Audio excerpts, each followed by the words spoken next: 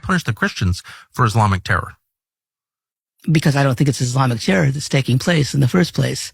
I think we have to disabuse ourselves of that notion that this is a battle between Muslim and Jew, or that, constantly you heard after the October event was that Hamas, Hamas, Hamas. Even to this day, we hear it's Hamas, yes. Hamas, Hamas. What is Hamas? Hamas are people who have had their homes taken from them, who, if they live in Gaza, have not been basically been in an open air prison for certainly the last 20 years going on. Even when the Israelis withdrew from Gaza, they didn't leave open borders. There was no freedom for people in Gaza to develop their economy. If I know people who wanted to try to go to school in America and couldn't get out of Gaza, had a Fulbright scholarship and weren't able to leave. I mean, couldn't get out. Israel didn't give them permission. So what kind of freedom is that? If you live in Gaza. They couldn't even fly out? No. And their airport had been bombed in 2000 and early on. 2000, there was an airport built soon after the Oslo Accords, but Israel has intervened many times in Gaza and little by little destroyed. When I first went there in 2002, after the second Intifada started, I remember saying to my mother back home, this is genocide, even that genocide by Chinese water torture. But now we're seeing genocide on steroids. You're American, I should say. Yes, I'm born in America. Yeah, lived in America. And so getting back to Hamas, so also the school I was at has 350 girls. It's in a town that's 98% Muslim. Though it has roots, it's the roots of where Bethany, where on our school grounds is a stone from the 6th century. This is where Christ met Martha at the resurrection. So we're talking about, and it's the road leading, there's still part of the road that existed when Christ walked during that time and would have seen Lazarus and Martha and Mary. Lazarus's tomb is down the road, right? And so permeated even with Palestinian Muslim culture is the sense that Christians lived here and they recognize Jesus as a prophet. So they respect him and so I'm not saying that everything is perfect. You can't have divisions between, just like even with Christians. Some Christians might think we should have, allow politics to be in the church or legislate, Christian morality. And others would think totally different. So you can have sort of differences of opinion, if you will, and we can all live with each other between that. So with Muslim and Christian, they can have their differences, but overall the Palestinian culture is infused with both there. So you were a nun in a majority Muslim town, a Christian nun. Yep. In your habit, I assume. Mm-hmm. And which also was to an advantage because pious Muslims are not jihadists, the ones that I know. I'm not saying other parts of the world that may be the case, but in Palestine, it's simply not the case, or Syria or Lebanon or Iraq. The Muslims that for the most part are, they've all grown up together, the Christians and the Muslims. And, there's a certain amount of commonality and respect. And so being dressed like this was just like many of the women there, right? So they kind of respected that. There's the same sort of conservative culture. There's the same sort of idea that we're both have some same basic values of compassion for our neighbor, of taking care of our families and, trying to live they have their form of fasting and almsgiving. And it's actually very important to them. And I think the best parts of Islam come from its development from Christian ideas that Muhammad came to know. I'm sure of that. You can sense it. This is a very different story from the one that we're told in the American media that Christians are imperiled by Muslims in the Middle East. They are not imperiled by, Muslims in Palestine. That is an absolute fact. And that's just simply not the case. And again, going back to my school, in our school, we had icons, which are part of the Orthodox tradition, pictures of saints and crosses in every classroom.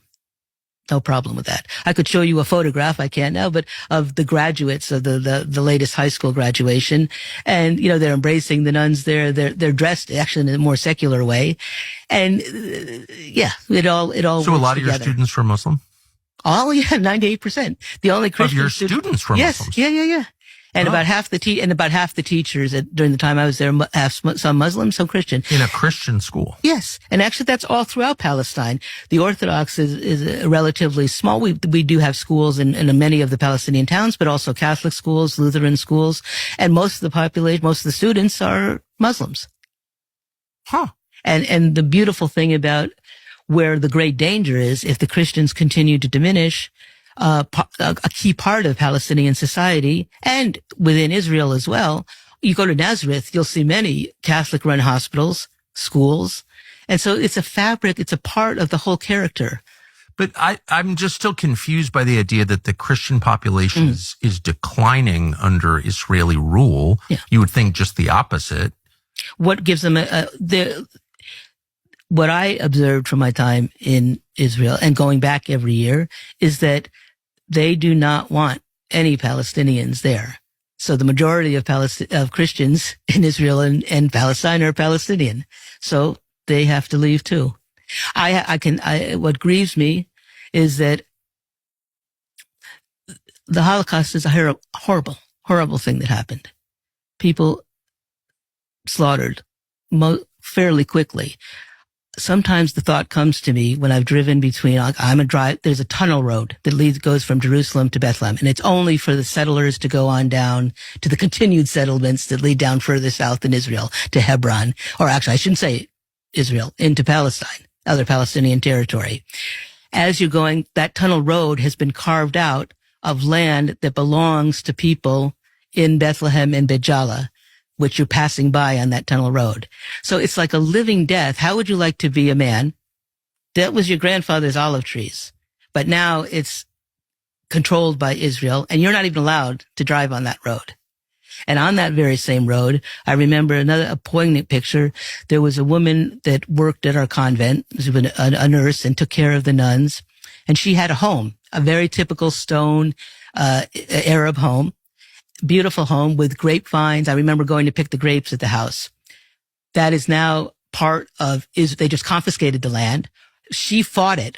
She fought as long as she could to try to keep her property. And I remember passing by there some years, and there's slowly new Israel homes are being built that look very different.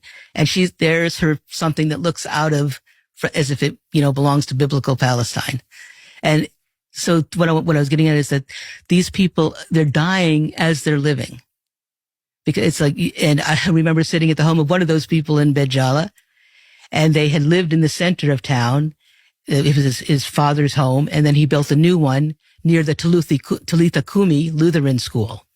And I literally was sitting with them one afternoon, and he gets a call from his brother.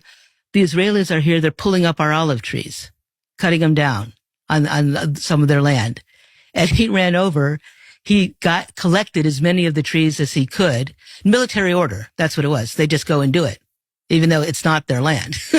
And then military order, nothing you can do. They have jeeps and weapons. You're not going to stop them. But he was able to take some of those trees. This shows the resiliency, and the word is samud. It's like, it's a quiet persistence. This is our land, and we're going to stay here.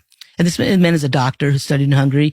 He took those olive trees, and they now are on a plot of land next to his new house and trying to grow. So it's like, I'm not sure what Israel is trying to do.